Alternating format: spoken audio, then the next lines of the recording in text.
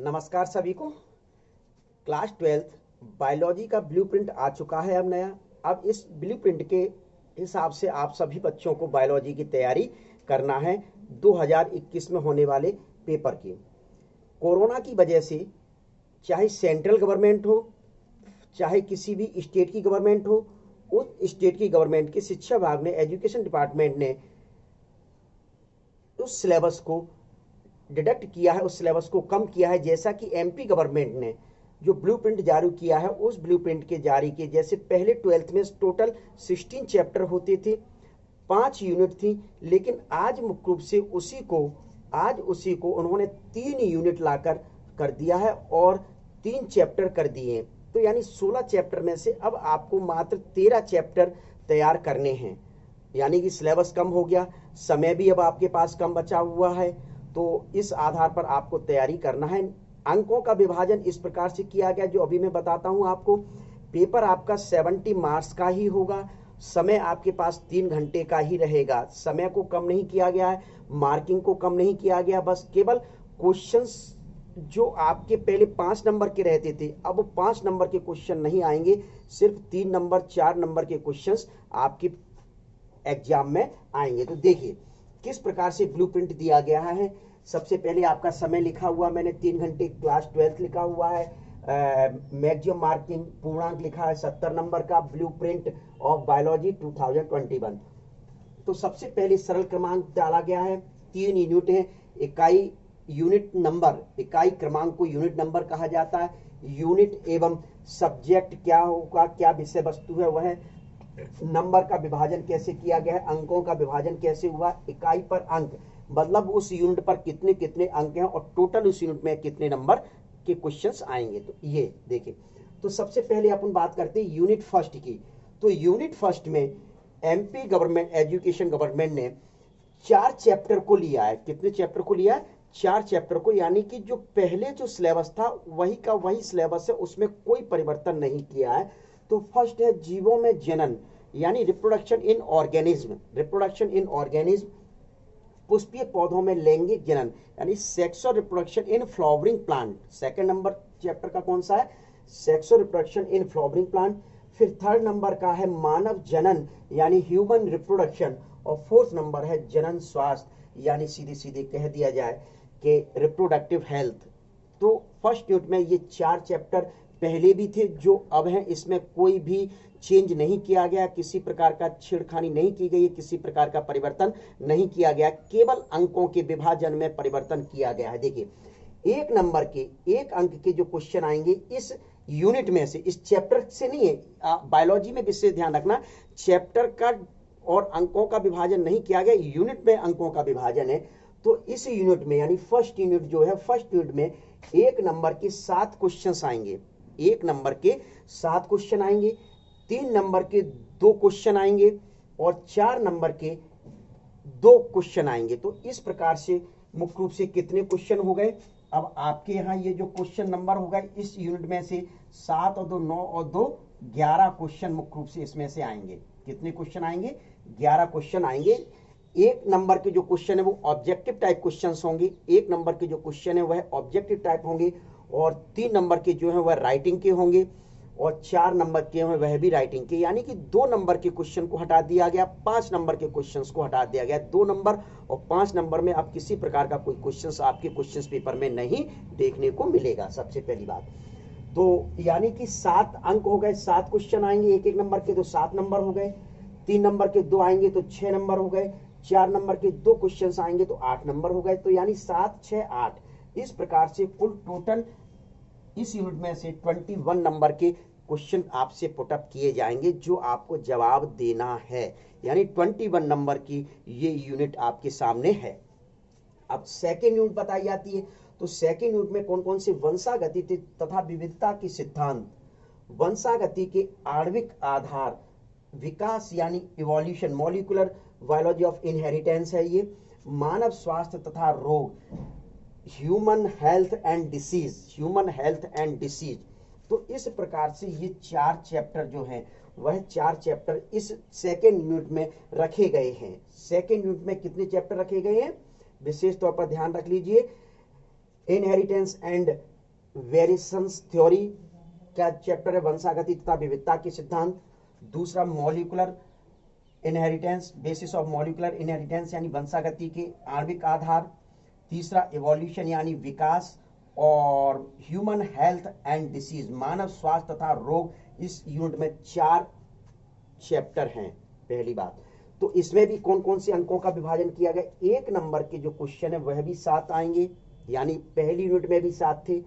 3 number के हैं वह 2 आएंगे, और 4 नंबर के हैं वह 2 आएंगे। यानी कि ये सीधे सीधे कहा गया फर्स्ट यूनिट और सेकेंड यूनिट में मार्किंग में, नंबर की मार्किंग में किसी प्रकार का डिफरेंस नहीं किया गया, किसी प्रकार का वेरिएशंस नहीं है, आपकी सेम मार्किंग है। यानी कि 7 क्वेश्चन 1 नंबर के आएंगे, ऑब्जेक्टिव टाइप के आएंगे। 3 नंबर के 2 क्वेश्चन आएंगे जो आपकी राइटिंग में होंगे। 3 नंबर के जो क्वेश्चन है वो राइटिंग में है, और यह आपको राइटिंग वाले क्वेश्चन 3 नंबर के जो हैं वह 75 to 100 वर्ड में लिखना है। 75 से 100 अंकों शब्दों में मुख्य रूप से इन क्वेश्चंस को हल करना है, पहली बात। फिर 4 नंबर के जो हैं वह भी 2 क्वेश्चन हैं। ये जो 4 नंबर के हैं यह आपको लगभग 120 से 150 शब्दों के अंदर लिखना है।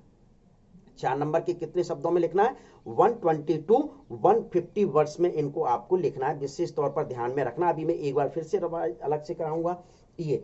फिर वही यूनिट 7 नंबर के 2 क्वेश्चन 3 नंबर के पूछे जाएंगे तो 6 नंबर हो गए।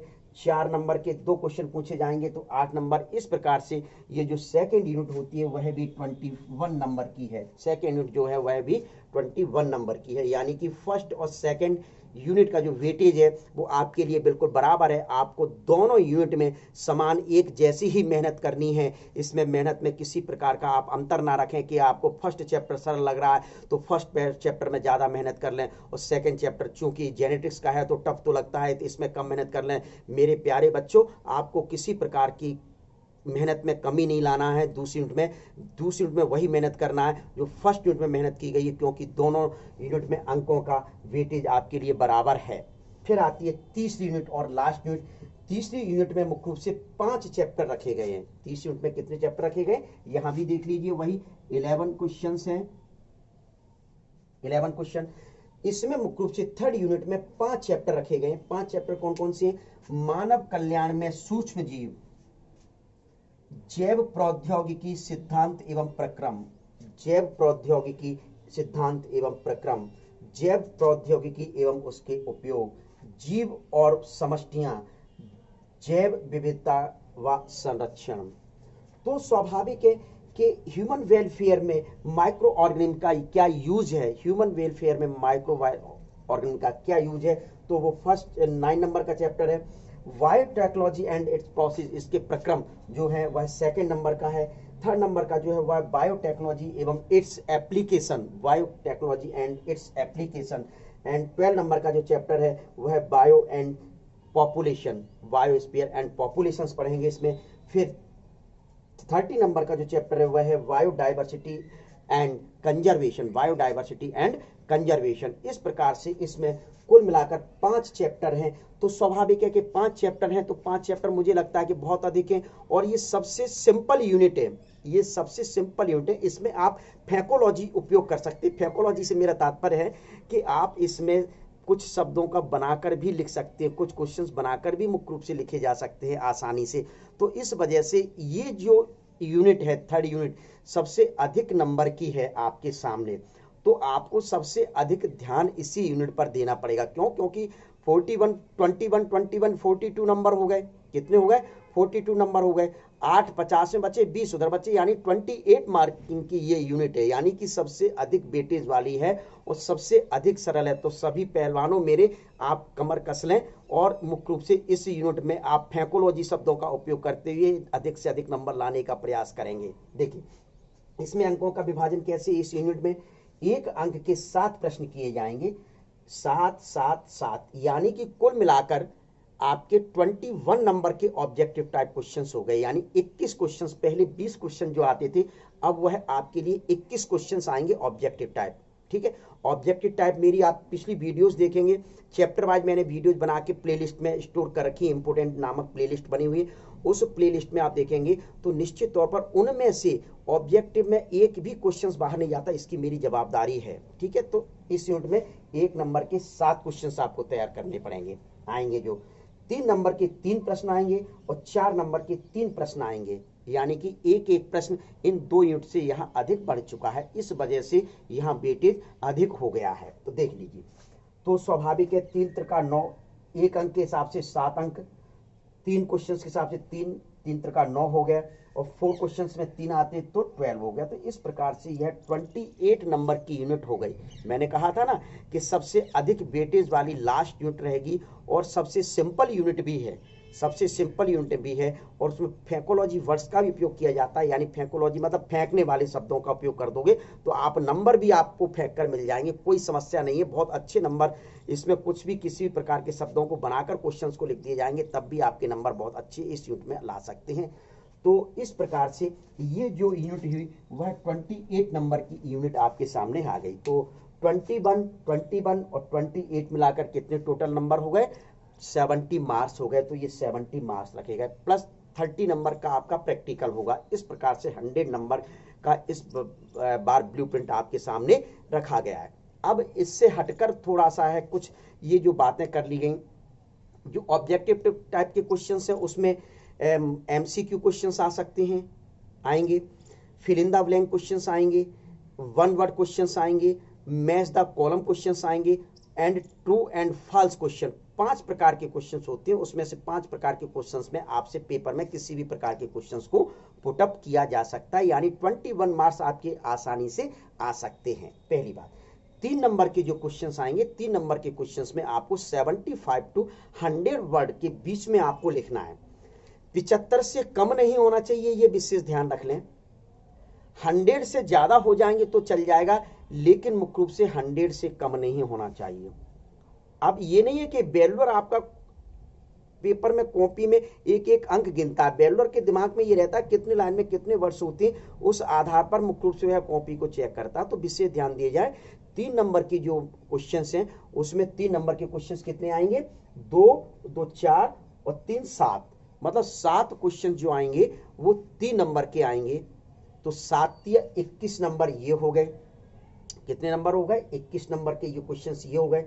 तो स्वाभाविक है कि इनमें आप 75 से 100 शब्दों का टारगेट बना के चलिए।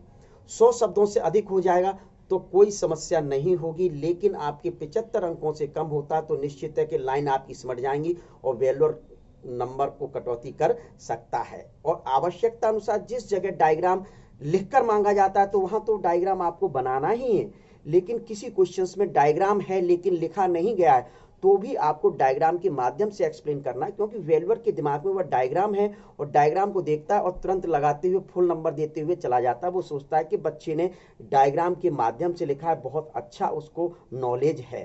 तो ये फिर 4 नंबर के जो क्वेश्चंस आते हैं, ये 4 नंबर के क्वेश्चंस आपको 120 to 150 वर्ड यानी कि 120 से 150 शब्दों के बीच में लिखना है। 150 शब्द, 120 से 150 शब्दों के बीच में लिखना है। विशेष ध्यान रखा जाए 150 शब्दों से कम का उपयोग ना करें, क्योंकि वह मतलब 150 लिख दिया गया, 120 से 150 शब्दों के बीच में ही लिखें, लेकिन 150 शब्दों का प्रयोग करेंगे तो मैटर को अच्छा दे सकते हैं। कहने का तात्पर्य ये नहीं है कि आप गाना लिख के आ जाएं कि भाई अब नहीं आ रहा है, सर ने कहा था कि मैटर को अच्छा दे सकते हो तो गाना लिख दिया। गाना नहीं लिखना, उसी से रिलेटेड जो क्वेश्चंस में मांगा गया है वह लिखिए। 120 से 150 शब्दों के बीच में आप लिखेंगे तो निश्चित है आप 4 में से 4 अंकों को प्राप्त करेंगे। और साथ में यदि क्वेश्चंस में डायग्राम मांगा गया है तो लिखें, और नहीं मांगा गया, यदि क्वेश्चंस में उस क्वेश्चंस में डायग्राम है तो डायग्राम के माध्यम से आप एक्सप्लेन करें, तो निश्चित तौर पर आपके 70 to 70 नंबर आएंगे। Out of 70 to 70 number clear. 70 में से 70 लाने के लिए ये ब्लूप्रिंट आपको बताया गया। अब कुछ हटकर बातें और हैं, जैसे ऑब्जेक्टिव टाइप क्वेश्चंस हो गए आपकी 30% यानी 21 के हैं तो 30% मार्किंग। इसी प्रकार के जो 3 नंबर के जो हैं, 3 नंबर के क्वेश्चन है सब्जेक्टिव क्वेश्चन जिनको कहा जा रहा है, तो वह भी आपके 30% क्वेश्चन आएंगे। विषय वस्तु से रिलेटेड 30% क्वेश्चन आएंगे, सब्जेक्टिव क्वेश्चन 30% होंगे। फिर इसके बाद एनालिटिकल क्वेश्चन जो होंगे एनालिटिकल क्वेश्चंस यानी कि आपको विश्लेषणात्मक करना है उनका, यानी 4 नंबर में लिखना है। कितने नंबर में लिखना है? 4 नंबर में लिखना है, तो वह 40% क्वेश्चन आएंगे। तो स्वाभाविक है कि ऑब्जेक्टिव क्वेश्चंस 1 नंबर के 30% हो गए। सब्जेक्टिव क्वेश्चंस कितने हैं? 7 के 21 क्वेश्चन हैं। देखिए 2 2 4 और 3 7, सॉरी 21 नंबर के क्वेश्चन है, 7 क्वेश्चन है। तो निश्चित तौर पर मुख्य रूप से ये भी 30% है, यानी 30 और 30 40% हो गया। क्लियर? अब आपका बचा 40%। तो 40% की जो होगी वो 4 नंबर का होगा, वो एनालिटिकल क्वेश्चंस होंगे, यानी विश्लेषण करना है आपको। इस वजह से इनको कहा जाता है विश्लेषणात्मक प्रश्न के नाम से जाना जाता है। तो वह 40 नंबर के हैं। तो आप देख रहे हैं कि विश्लेषण करने वाले क्वेश्चंस का, एनालिटिकल करने वाले क्वेश्चंस का वेटेज बहुत अधिक है। इस वजह से आप उन क्वेश्चंस पे अधिक ध्यान दें। अब ये तो क्वेश्चन इस प्रकार से हो गए। अब क्वेश्चंस में क्या और या अथवा मिलेंगे आपको? भाई पहले क्वेश्चंस में आपको हर क्वेश्चंस में अथवा मिलते थे, तो दो में से कोई सा एक क्वेश्चंस होता था। ए और बी दिया हुआ है, जैसे यहाँ दिया हुआ है ए क्वेश्चन और उस बीच में लगाए और बी क्वेश्चन दिया हुआ है, तो ए और बी में से आपको एक क्वेश्चन सॉल्व करना होता था। लेकिन अब क्या किया गया है एजुकेशन डिपार्टमेंट के द्वारा कि 5 क्वेश्चंस आपको 3 नंबर के दिए जाएंगे। क्या 5 क्वेश्चंस आपको मुख्य रूप से मतलब 5 क्वेश्चंस दिए जाएंगे। 5 क्वेश्चंस में से 3 क्वेश्चंस कोई हल करने होंगे। 5 क्वेश्चन दिए जाएंगे, उसमें से कोई 3 क्वेश्चंस हल करने होंगे, और 6 क्वेश्चन जो दिए जाएंगे उनमें से मुख्य रूप से 4 क्वेश्चंस हल करने होंगे। इस प्रकार से ये एमपी गवर्नमेंट ऑफ एजुकेशन, मतलब कि इनके द्वारा जो शिक्षा विभाग है मध्य प्रदेश का, उसके द्वारा आपके लिए ये ब्लूप्रिंट जारी किया गया है। उनमें ब्लूप्रिंट में से आप अच्छी तरह से तैयारी कर लें, आप बिल्कुल कमर कस के, तो निश्चित तौर पर मैं ये मानता हूं कि आप 70 में से 70 अंक ला सकते हैं। तो इसका ले लीजिए स्क्रीनशॉट। चलिए।